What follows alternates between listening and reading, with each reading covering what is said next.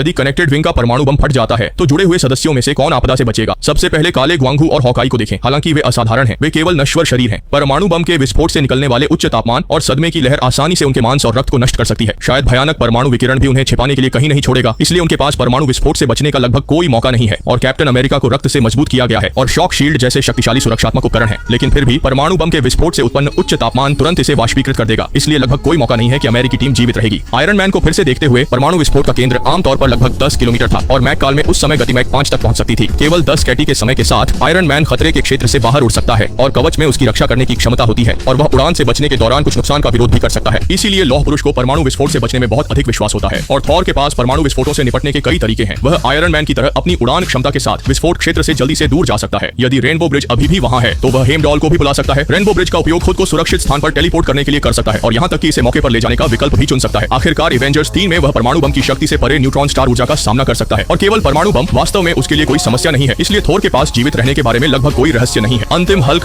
है, उसके शरीर की शक्ति बहुत अधिक है। यद्यपि परमाणु बम विस्फोट की ऊर्जा प्रबल होती है, लेकिन हल्क के पास प्रभाव का प्रतिरोध करने के लिए पर्याप्त शारीरिक शक्ति होती है और हल्क स्वयं विकिरण द्वारा उत्पन्न होता है और परमाणु विकिरण के लिए एक निश्चित प्रतिरोध होता है। इसलिए हल्क के परमाणु विस्फोट के बाद जीवित रहने की बहुत संभावना है, लेकिन वह कुछ हद तक क्षतिग्रस्त हो सकता है।